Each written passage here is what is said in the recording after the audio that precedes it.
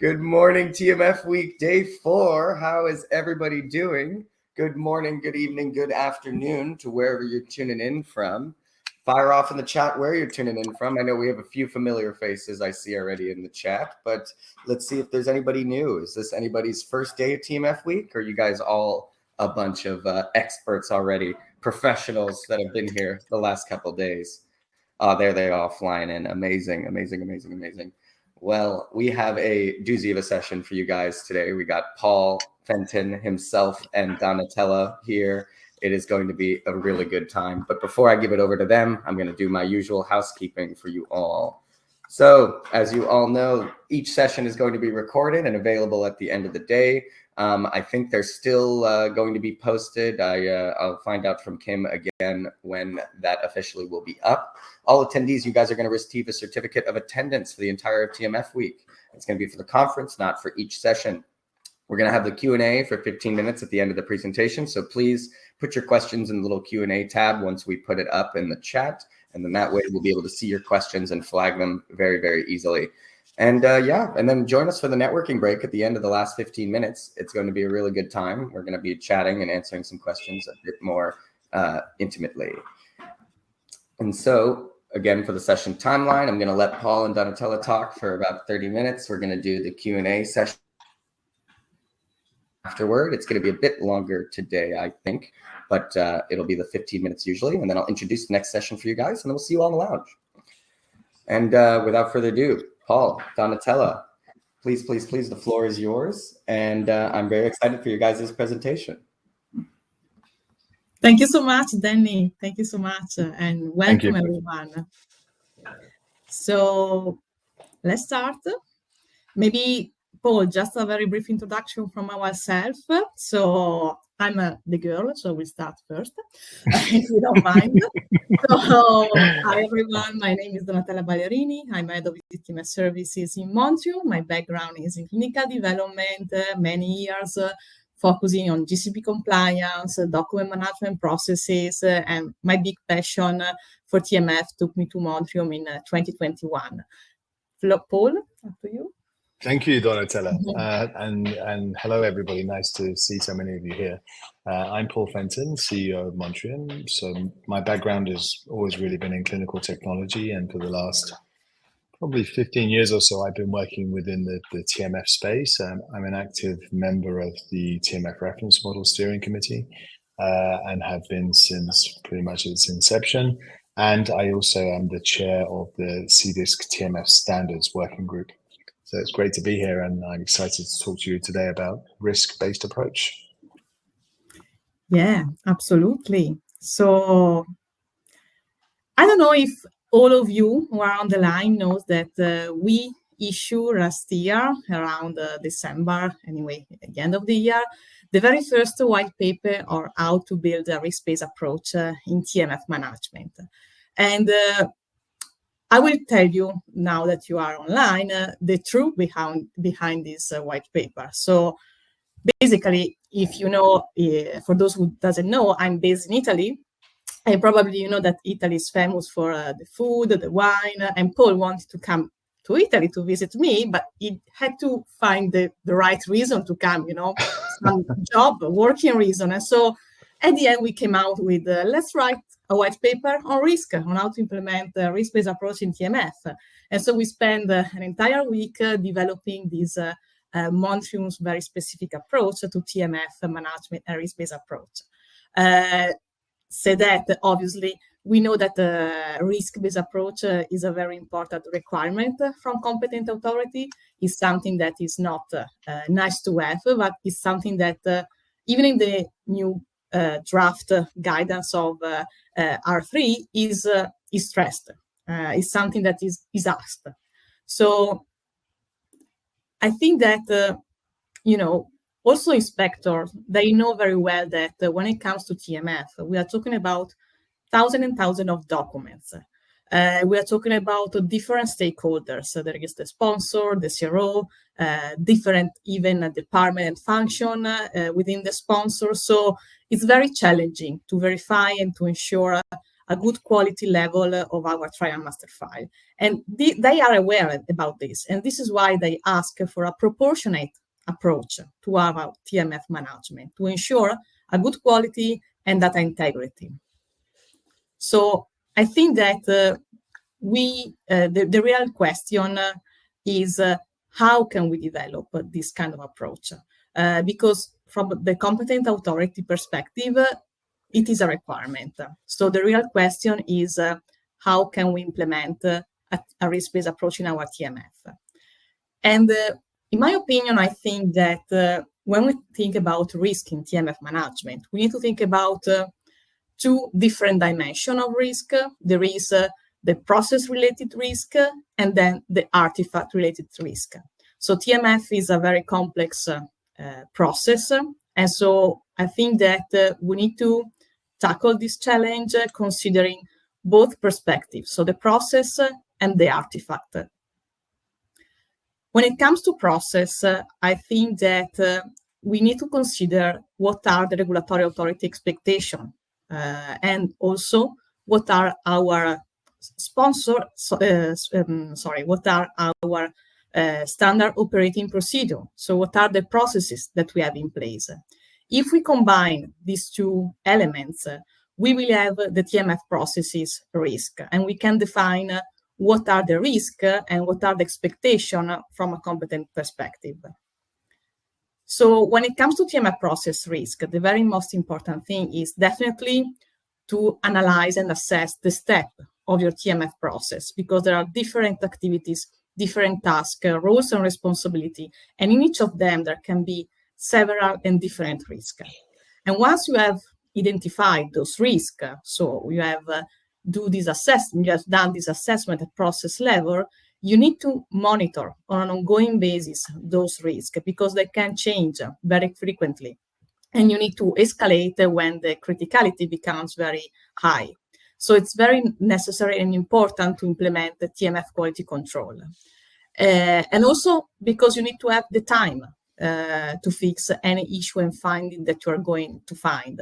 So it's also important, as we discussed yesterday, I don't know if some of you attended the last podcast episode when we talk about agile methodology, it's very important to be more proactive rather than reactive when it comes to TMF. So try to prevent any issue that can cause finding during an inspection or an audit, rather than just react to a finding that we receive.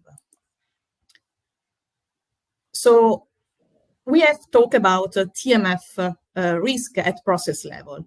Now we can go deeper and we can go and talk about TMF artifact risk.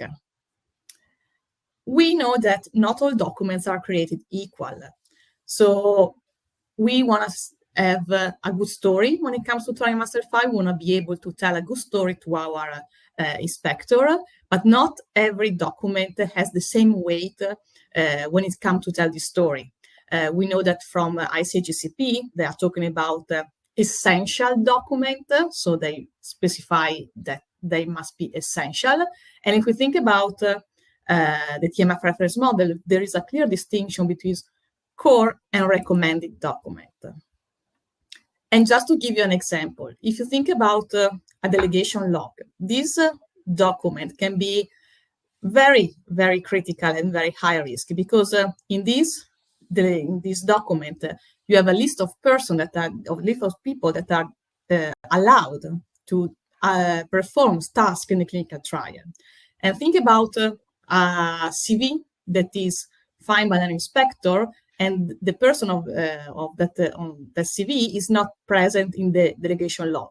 So lots of questions, let's start in the mind of the inspector. They can ask, okay, but who is this person? Is this person allowed? Has this person the right knowledge and training to perform some activities? So there are lots of, let's say, doubts that can come based on a single document. And this is why, let's say, we can't we can't give the same weight to a document rather than another, because you can't compare, for example, a delegation log with maybe a kickoff meeting slides of a meeting between the sponsor and the CRO. And because wine and good food can make miracle. At the end of that workshop, Paul and me, we define this 5-step approach for implementing a risk-based approach in our TMF management. Basically, these are the 5 steps that we identify. So very first one is understand the existing risk in your TMF process. So as I told you before, let's start from the process. And then assess the document, what is core and what is recommended. And then you move on to understand what is the impact on patient safety and data integrity, because these are, let's say, the main GCP principle that we have to follow. Then we move on and we analyze any non-compliance data with TMF principle. And there are also, last but not least, some additional risk factors. So understand the existing risk in your TMF process. As I told you at the beginning, there are the TMF process itself can hide lots of risk. And this is why it's very important to define them, to evaluate them, and to find also mitigation action. And we think that a couple of tools can help you in doing this exercise. And I'm referring to TMF Risk Management Plan and TMF Risk Log. So TMF Risk Management Plan, probably you can compare it to what you are commonly using for the clinical trial risk management plan. So it's a very, let's say, narrative document where you explain and define the methodology that you are going to follow to identify, analyze, manage, and assess the risk. So it's very important to have this, let's say, step of the process within the plan that will guide you to do your exercise for risk. But then you need also something more, let's say, living, more a dynamic tool like a TMF Risk Log. So that will be really your tool, your even daily tool, where you can capture the risk and you can list and you can identify if any risk has been mitigated or maybe downgraded to a different level of risk. So it's really your active tool to track all the risk that you identify in your TMF process. Second step, now that you have identified TMF process risk, you are going to assess core versus recommended. So, as I told you before, not every document has the same weight when it comes to data integrity and patient rights and well-being. So you need to do this kind of assessment.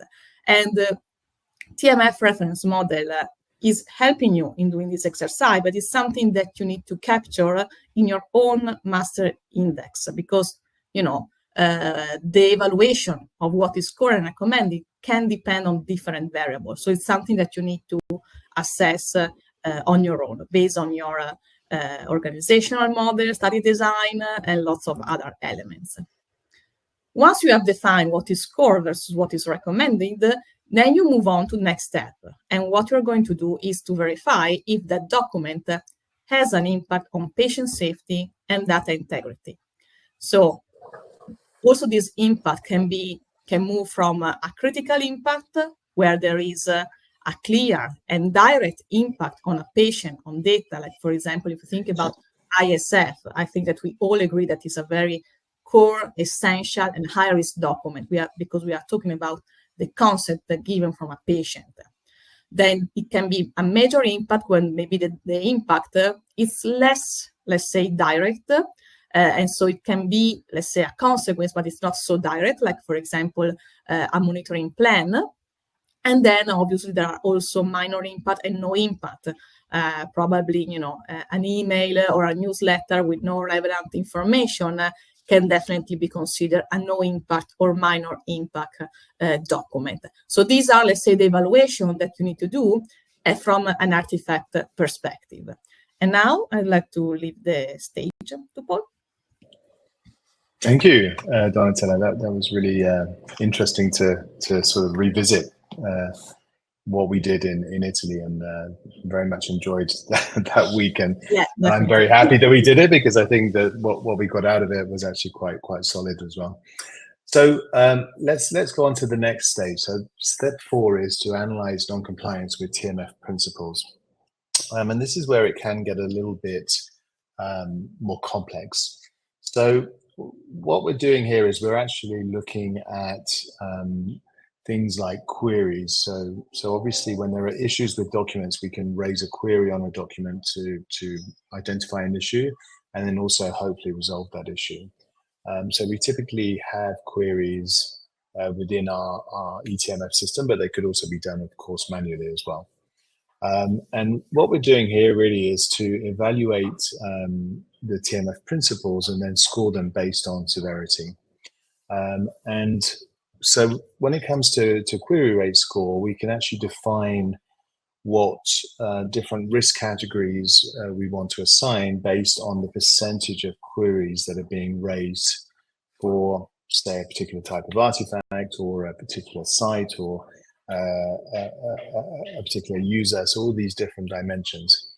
And so in this example, we've basically got 5 levels. So the lowest level where there is no risk is 0% query rate. So there's no queries that have been raised at all.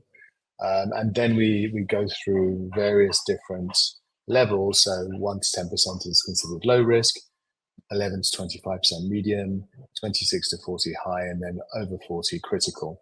And for each of these different levels, we assign a risk score. We're also thinking about the types of issues that are being raised in these queries. And so we have examples here, so missing artifacts, incorrect metadata, timeliness issues, Alcoa issues, duplicates. So all of these things are things that we typically see within trial master file when we're doing our initial QC or even secondary QC or oversight. And of course, different issues have different impacts, and so we have weighting, which allows us to really focus in on the biggest issues. So we use both of these things to then be able to start to assess risk. So in this example, we're doing a risk assessment based on artifacts. So we're looking at monitoring visit reports, and we're calculating a risk score for all of the monitoring visit reports in a particular study. And so we're at the artifact dimension. And we can see for each of these lines, so for example, the first line, out of all of the monitoring visit reports that we have in this particular study, 7% of them received queries because there are missing artifacts. So this is where we have placeholders, of course, that have not been filled. They're showing up as missing, and we need to raise a query to get the monitors to actually upload the documents. We then have a query rate risk score. So in this case, it's 1 because it's between 1 and 11%. We have a weighting of 3 because we assigned 3 as a weighting for missing artifacts. And so our weighted risk score is 3 because it's 1 times 3 equals 3. And then we have a maximum weighted risk score, which is basically, the highest risk from query rates times the highest weighting. And so we then take the weighted risk score and we divide it by the maximum weighted risk score, which gives us then the dimension risk score, which is 25%. We continue to do this for all of the different issue types that we observe within all of the artifacts for this particular artifact type. And then we take the overall dimension risk scores and then we average them to give us an overall average dimension risk score. And I'm going through this quite quickly and it probably can seem quite complex, but obviously read the white paper and it's explained in much more detail. Now, another example is when we actually want to look at a specific artifact. So in this case, we're looking at a monitoring visit report, but it's an individual artifact from US 001. So this is site US 001. And it was the monitoring visit that happened on the 12th of December, 2022. And so what we do is we go and we do the calculation that we saw in the previous slide for all of the different dimensions that relate to this particular record. So artifact, we know it's a monitoring visit report. So we're looking at the overall dimension risk score for monitoring visit reports. And that was 25%, if you remember. We also do the same thing for the process zone, the site itself. So we're looking at the actual site and calculating the risk score for all of the artifacts that we have for that site. And here we can see the risk score for the site is quite high, 75%, which is kind of a red flag. We can also look at the country, the document owner, and then the organization itself. So it could be that there is only one organization, and so it's not relevant to look at the risk score for an organization. But if you're working with CROs, you may want to do that as well. And so we do the same thing. We basically average out all of these different dimension risk scores to get our overall average risk score. So in this case, our overall average risk score for this particular monitoring visit report is 55.9%.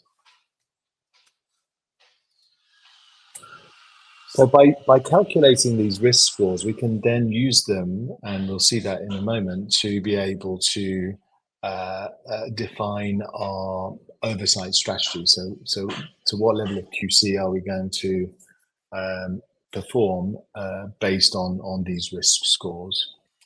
Now, there are other factors as well that we should definitely consider in addition to the factors that we've seen in the first 4 steps.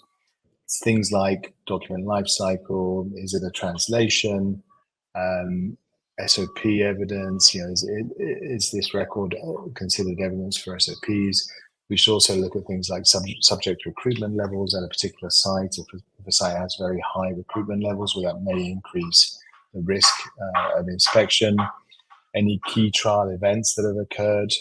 So if there are things like SAEs, for example, if there's a lot of SAEs at a site, again, we may want to put a lot more focus on that particular site. Or the country. Any quality events, if there are notes to file that exist at a particular dimension, audit findings as well, we should be looking at. Of course, trial design parameters, if we have a particular complex trial design, or if certain aspects of the trial are complex, well, that may increase the amount of risk that we can expect to see for a particular type of artifact. And then previous performance as well. So we can look at previous studies to see how individuals or sites or countries have performed and whether we should take that into account when applying our risk-based approach. So once you've come up with your methodology and the calculation of risk scores, you need to apply that in a QC approach.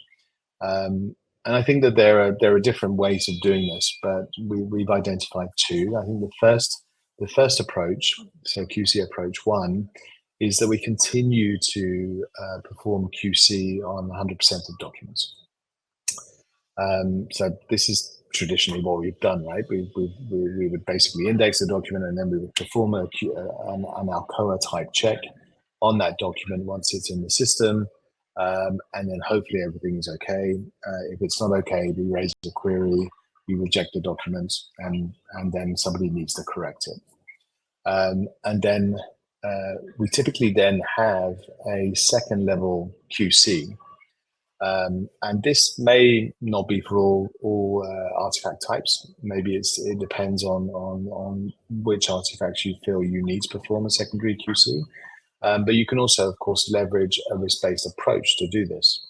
So you could say, well, okay, well, all artifacts that are critical need to receive a secondary QC, and all artifacts that are major and have a risk score over 60% also need to have a QC level 2. So these kinds of approaches we can take. The second approach is where we actually apply a risk-based approach at the initial QC. So this means that we're not going to be doing a QC of 100% of the documents. And obviously there are organizations that are doing that, because within trial master files there are so many documents, especially in very large studies. Quite often you can drown in that volume of documents and the amount of QC, and of course there's a lot of room for human error. And so it's questionable if you can actually produce a quality trial master file if you're doing 100% QC of a very large study. And so this is where I think using a risk-based approach can be very useful. And in this type of approach, you're basically setting down criteria for which artifacts should be QC'd based on their characteristics, based on their risk levels and the risk scoring of those artifacts. And then, of course, we still need to do periodic reviews to make sure that we didn't miss something.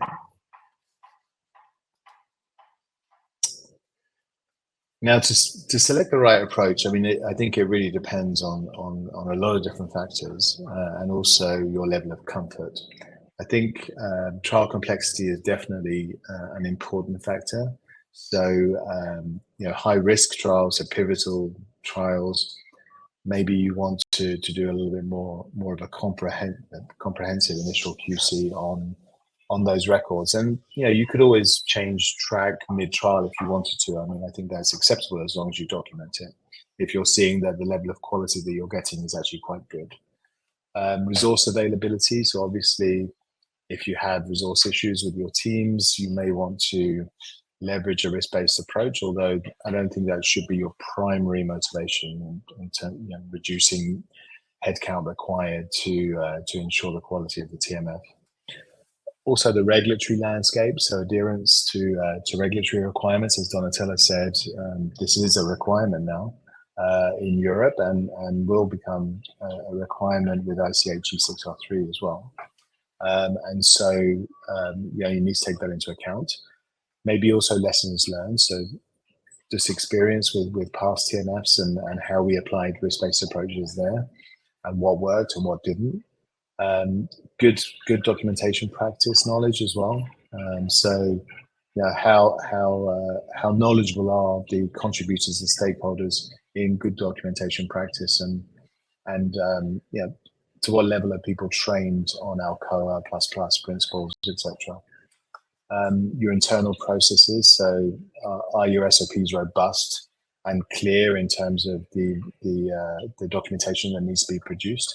And then finally, quality trends. So what's happening? Are you seeing a lot of deviations? Are you seeing a lot of quality issues? Because that can have an impact, of course. So all these things need to be taken into account when you're deciding what the risk-based approach is going to be for a particular study. So for TMF oversight, as Donatella said, ideally you have a risk management plan, a TMF risk plan. And within that plan, you're going to define exactly what is the risk-based approach methodology that you're going to apply for oversight. And so we're going to take into account all of the different sort of elements here. So the first thing that we'll see is the impact on patient safety and data integrity. So we have critical, major, minor, and no impact. And so we'll have classified our artifact types based on that. We then need to define, okay, well, what are the criteria for performing a primary QC? So in this case, we're saying that 100% of both critical and major artifacts have to be QC'd initially in the primary QC. And then for minor impact artifacts, it's only those that have a risk score over 10%. And for no impact artifacts, so these are artifacts that really aren't going to have any impact at all on patient safety or data integrity, it's artifacts with a historical risk score over 50%. We then have the criteria for secondary QC. So in this case, we're still doing 100% secondary QC on critical artifacts.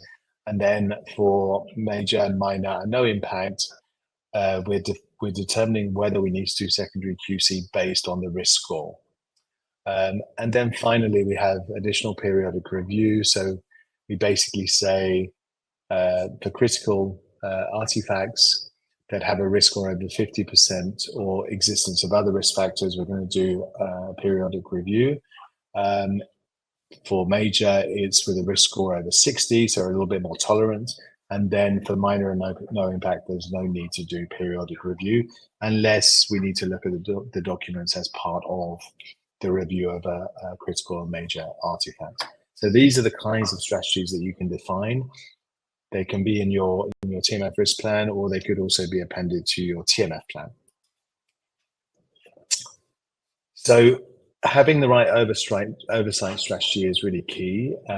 And whatever you decide to do, whatever strategy you decide to implement, it's imperative that you properly validate it to make sure it's adequate. And you also need to continuously monitor it as the trial progresses to make sure that it's working, and that if it isn't, that you can make adjustments. And not all studies are created equal, and you will need to take a flexible approach. So in conclusion, and with some final recommendations, I think there are many roads that lead to Rome, and you need to select an approach that works for your organization. There's no standard approach out there, and it's really up to you to decide what approach you want to take. And of course, you can inspire yourselves from things like what we've written in our white paper, but you need to own it. It really needs to work for your organization. You should also try and take a holistic approach that takes into account all of the various aspects of study risk as well as procedural risk.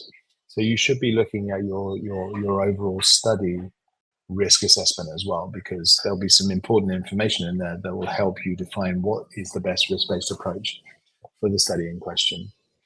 The focus of taking a risk-based approach should not be on effort reduction, but rather on improved quality and inspection readiness. So this is really important too. A lot of people think that with a risk-based approach, we don't have to do as much. But in fact, it's not really that. You're shifting your focus onto more value-added things, where you're actually really looking at what's very, very important, what is very, very high risk for the study. And you should be trying to improve quality and inspection readiness. And don't forget that risk-based approach is a tool.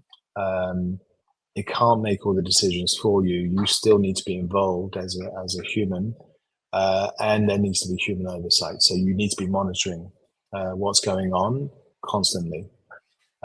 You can also break down the implementation, because it can, as you saw, there can be many different steps, and it can be quite complex.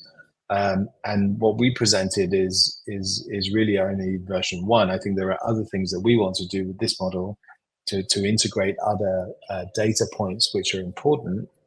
But if you're starting out in this, try and break it down into different iterations. Maybe start by looking at process risk, and just categorizing your artifacts into major, critical, major, minor, or no risk. That's already a good start. But I think as time goes on, you can add to your risk-based approach and make it even stronger. And then finally, and this is probably the most important piece of advice that I'd like to share with you, is make sure you document it. And even more importantly, that your team understands it. If it's not documented and the inspector arrives and asks you that question, so you're taking a risk-based approach? Oh yeah, we've been doing that for a while now. Okay, well, show me where you've documented the approach that you're taking. Oh, we didn't realize we had to do that. That's a problem. Or you've documented it, but nobody really understands how it works, and then it becomes a shambles. So it's very, very important to make sure you document it and make sure the team understands it. And the best way to do that is really in a TMF risk management plan and the risk log. So with that, I am going to hand it back to Danny, who is going to open up the Q&A. Hello, guys. Thank you for that wonderful presentation. That was amazing. So we got a lot of questions in the chat. I think some of them could have been answered during the presentation, but we'll throw them up and you guys can let me know if there's some that's been. So the first one we have from Marina. we got, is a TMF risk management plan part of the TMF plan as a section or annex, or is it a separate document? Paul, I can take this question if you. Sure. So in our mind, let's say we have developed a TMF risk management plan that is a separate document because it's quite, let's say, complete and long, so it can be just a section of the TMF plan. But the TMF plan definitely can refer to that TMF risk management plan. So the documents definitely are linked and they refer to each other. So that, as Paul said, if you define an approach and maybe, let's say you are at the very beginning and probably your approach is quite simple and easy, if it is just a section or an annex of the TMF plan, it's fine. I mean, it's not a problem. Sure. Thank you. So next we have Virginie. Is it expected to do this DR exercise with each core artifact on a regular basis? In your company, is it automated?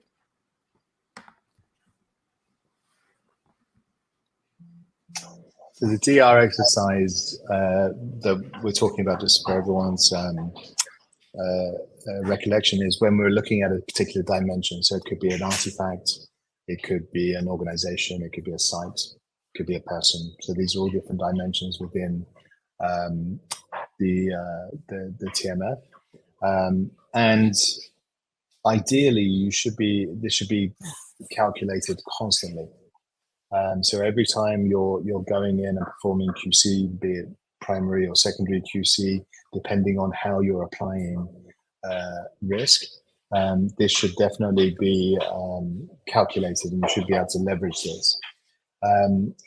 You can do it. So to my knowledge, there are no TMF or eTMF systems yet that are doing this in an automated manner.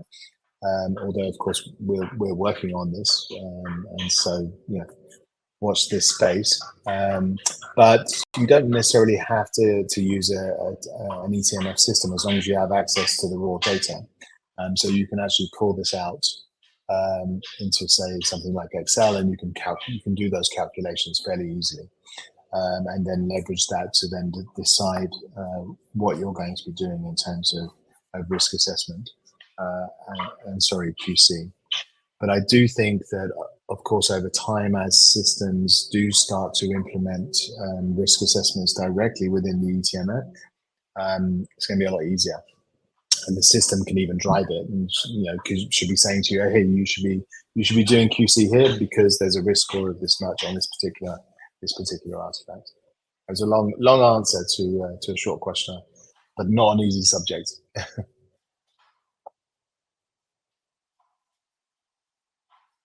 We can't hear you, Danny. I'm not sure. Danny, we can't hear you. I don't know why I can't be heard. Okay, now we can hear you. Okay, we're good. All right, so we got the next question from Liam. He goes, what do you mean by second level QC? Is it an ALCOA ++ check, or is it a completeness check?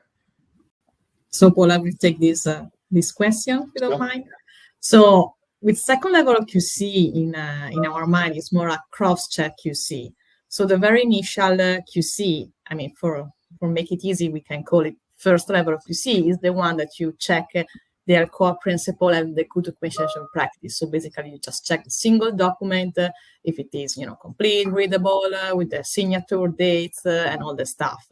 But then we know that in the TMF, each document is a piece of a big puzzle, and so you need even to cross-check those documents to verify that the story is complete and that it makes sense. And that is a second level of QC, because you're not focusing on a core principle, because probably you have already checked them, and so you say, yes, these documents are perfect, but does the story link together and make sense? So, for example, do I have all the CV of the people listed in the delegation log?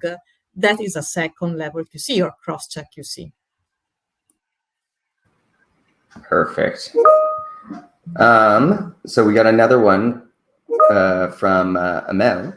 How do you manage the artifacts in the eTMF system to know which ones should go through the QC2 based on the risk score, for example? Can that be programmed, or has to be managed manually? Yeah, so I think this is what I was saying before. Yeah. So if your eTMF system has the capability of calculating risk scores based on your particular algorithm that you've defined, or the algorithm that's being proposed by the eTMF software vendor, then yes, it can be programmed. But if your system doesn't have that capability, then it would need to be done manually. But if you're doing it for second level QC, then you could put in place, as I said, an Excel spreadsheet basically that will allow you to load the data in from the system, and then apply your algorithm on top, and then provide you with a list of artifacts that you need to go and do second level QC.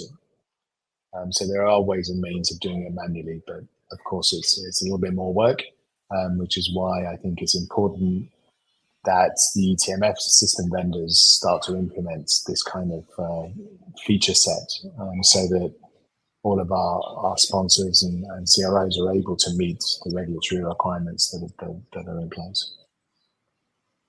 For sure. Now here we got another one from Marina. If the CRO performs 100% QC, both steps, to all submitted documents, most TMF systems now have this, and periodic QR as the sponsor, are we still required to do these steps, or regular sponsor spot checks will do? So, Marina, this is a very interesting question, and this, I think, is a question where the answer is you need to define your strategy, also based on regulatory expectation. So you can delegate, you can outsource majority of the task or the activity to a CRO or to a vendor, to a third party.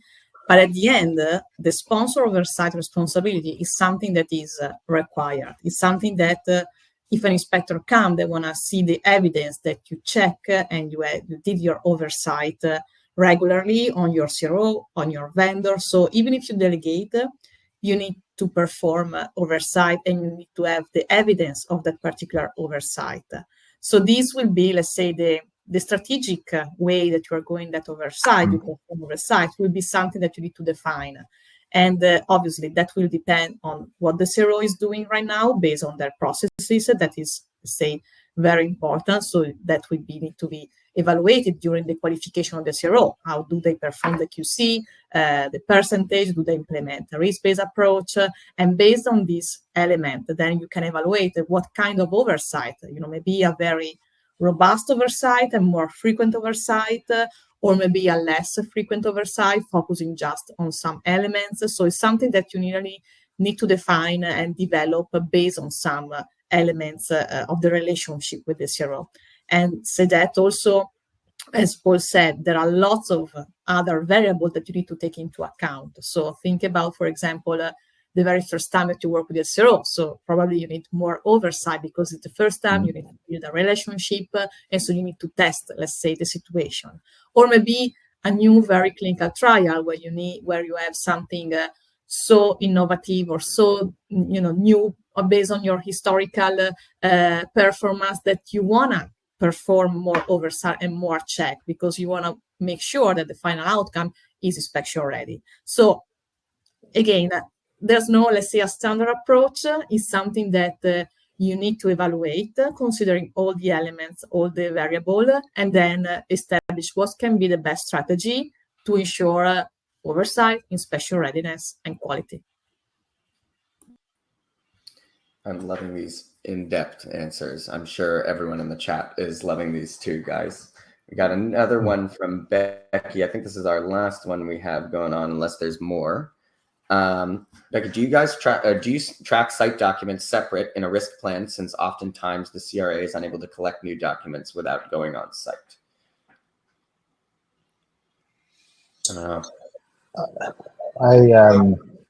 I don't. In my opinion, no. I think that we should still treat them like all other artifacts within the trial master file. Obviously, there could be a timeliness issue there. So if for some reason you're only getting artifacts once a monitoring visit occurs, and that monitoring visit only occurs every 3 months or 6 months, then of course, we're looking at quite long delays before we can actually start to QC the documents. So that could be an issue. So maybe you want to sort of set things up differently with your site, so they're actually providing you with the documents through email or through some other means, and that you're not actually waiting until the monitoring visit occurs. I think that if you're leaving them that long, that's a risk in its own right, and so it's something that you probably would want to change. I don't know if you've any opinion, Donatella. No, I totally agree with you. Honestly, I mean, obviously, this is not. I mean, this is our opinion, but yes, I agree with you. I would treat them. Oh, well, thank you guys so much. Right. I know this is a great start to day 4. I know everyone is appreciating the answers that you're getting, and like, the risk-based approach is so interesting to me. I mean, like, it's all new to me, right? So listening to you guys talk about it is really cool and really interesting to just like see, the way the industry is going. And so, Paul, Donatella, thank you guys so much. I will see you guys in the lounge. See you in the lounge. Yeah. Yeah. Thank you, everyone.